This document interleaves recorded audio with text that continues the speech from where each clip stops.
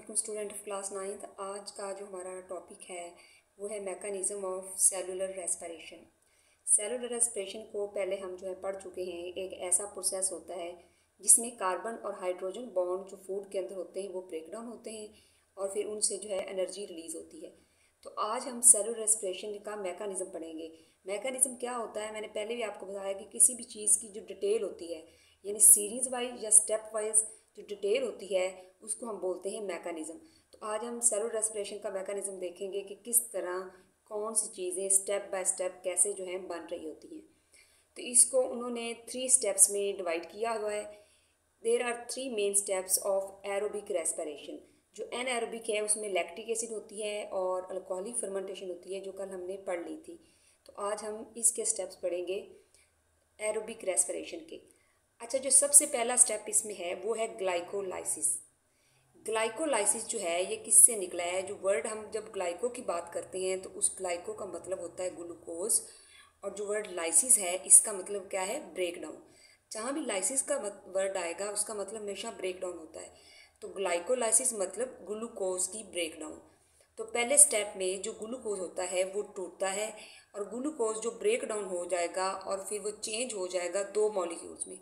अब 2 मॉलिक्यूल जिनमें वो चेंज होता है उनको क्या बोलते हैं? पायरुविक एसिड बोलेंगे।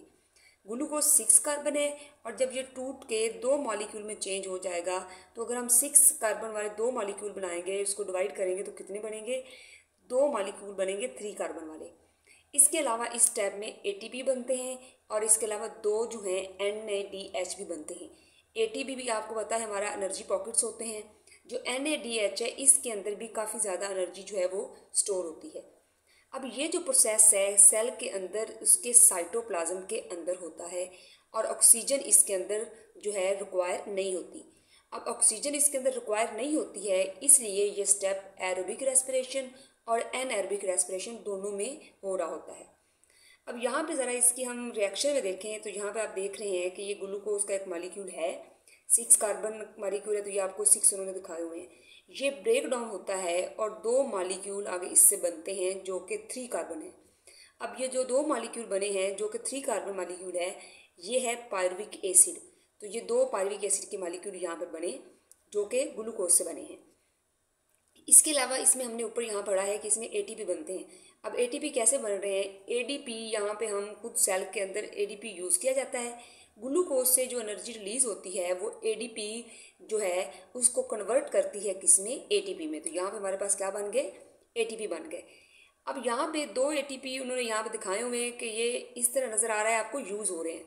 यहाँ पे जो क्या नज़र आपको आ रहा है कि ये 4 एडीपी चेंज हो रहे हैं 4 एटीपी में।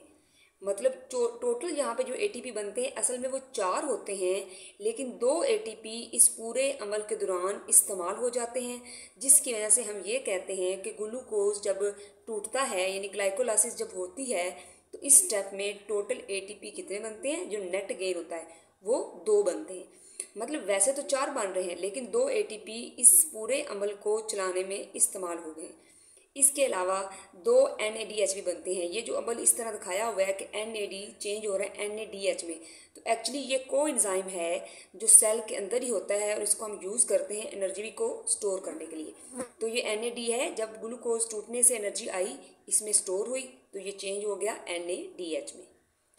नेक्स्ट स्टेप जो अब अगला है हमारा वो है क्रेब्स साइकिल।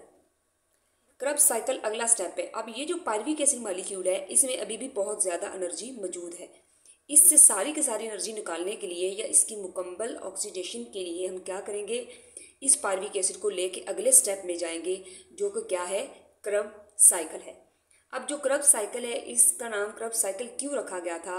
क्योंकि ये जो पूरा स्टेप है इसको जो डिस्कवर किया था साइंटिस्ट ने उसका नाम था सर हेंस क्रेब। अब इस नाम की वजह से इस साइकिल का नाम भी क्या रख दिया गया?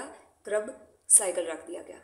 अब पहले हम इसके रिएक्शन देखते हैं, फिर आप लोगों को समझ आएगी कि किस तरह ये कंप्लीट हो रहा है। अब ये देखें, ये पायरुविक एसिड है, इसको हम लेके जाएंगे अब आगे क्रेब साइकिल में। क्रेब साइकिल में एंटर होने से पहले ये जो पायरुविक एसिड मॉलिक्यूल है इसमें एक और मॉलिक्यूल है जिसको हम बोलते हैं एसिटाइल कोएंजाइम। पहले उसमें इसने कन्वर्ट होना है, उसमें कन्वर्ट जब हो जाएगा फिर ये साइकिल के अंदर क्रेब साइकिल में शामिल हो जाएगा। अब पायरुविक एसिड को एसिटाइल कोएंजाइम में चेंज करने के दौरान क्या क्या चीज़ें होती हैं देखें। पायरुविक एसिड एसिटाइल कोएंजाइम में तब्दील हुआ। पायरुविक एसिड 3 कार्बन मॉलिक्यूल है और जो एसिटाइल कोएंजाइम है ये है 2 कार्बन। अब क्या है, ये जो 2 कार्बन है तो ये 3 कार्बन था, एक कार्बन कहाँ गई, एक कार्बन ये जो है कार्बन डाइऑक्साइड बनाने में इस्तेमाल हुई। कार्बन पायरुविक एसिड से आई और जो ऑक्सीजन है